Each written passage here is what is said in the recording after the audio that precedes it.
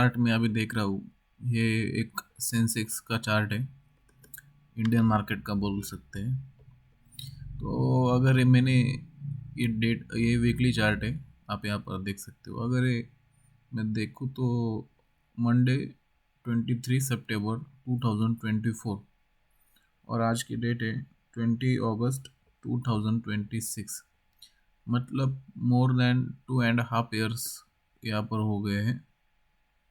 2.5 years और 2 years मान लो यहाँ पर हो गए हैं।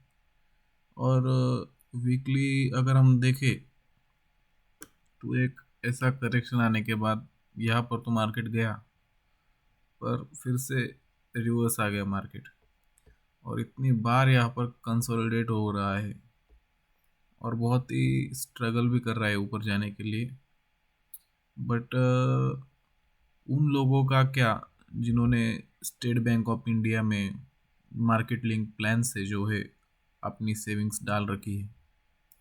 इन्फ्लेशन तो हर साल बढ़ ही रहा है 6% से, और ऐसा 2-2.5 साल अगर मार्केट साइडवेज रहकर एकदम से निकल भी जाता है और 12% का रिटर्न भी दे देता है, 15% का, तो फिर तो वो सेम ही हो जाता है ना। हम्म? इससे बेहतर अच्छा है कि हर साल दर साल थोड़ी थोड़ी इंक्रीमेंट हो, ना कि ऐसा मार्केट एक ही रेंज में घुस जाए।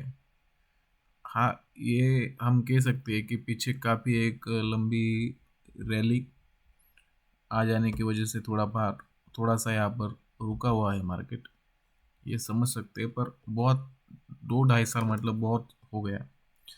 और अगर हमारे इंडिया में इतनी ही ग्रोथ है, ग्रोथ तो सिर्फ अदानी अंबानी की है। मुझे आप बता दीजिए, सभी टेक कंपनियां जो है आईटी की, टाटा हो गई, इन्फोसिस हो गई, परसिस्टेंट हो गई और विप्रो हो गई, जो भी एम्फासिस हो गई, सबके सब 50% से ज़्यादा करेक्शन में आ चुकी है। क्योंकि ग्रोथ तभी होगी ना, रिलायंस बहुत बड़ा ग्रुप है पर वो अभी आइसक्रीम बेच रहा है। अदानी सिर्फ इंफ्रा पे ध्यान दे रहा है, पर टेक्नोलॉजी में कहाँ कहाँ पर है हम। हमारा जितना मार्केट कैप है उतनी अमेरिका में सिर्फ एक ही कंपनी की वैल्यूएशन है। अगर आप थोड़ा भी मार्केट जानते हो तो एनवीडिया कंपनी, उसके बाद एप्पल कंपनी, इनका वैल्यूएशन कितना है। अभी कोरिया के मार्केट ने हमारे मार्केट को ओवरटेक कर दिया, ऐसी न्यूज़ मैंने पिछले वीक में शायद देखी थी। कोरिया की जनसंख्या ही कितनी है, पर उनके पास कंपनियां कौन सी है, hyundai है, सैमसंग है। तो ऐसा कुछ ब्रांड हम क्यों नहीं डेवलप कर पाते। अगर इतने भी अरबपति हमारे भारत देश में है, अदानी हो गए, अंबानी हो गए और भी हो गए, अगर टाटा जी को छोड़ दे तो बाकी के सब खाली सर्विस दे रहे, पेट्रोल बेच रहा है कोई, इंफ्रास्ट्रक्चर बना रहा है कोई। अरे कुछ ट्रेंड के साथ भी चलो यार। खाली कंस्ट्रक्शन से और एयरपोर्ट और रोड से थोड़ी ग्रोथ होगी। तो इस पर भी विचार करने की हम सबको ज़रूरत है।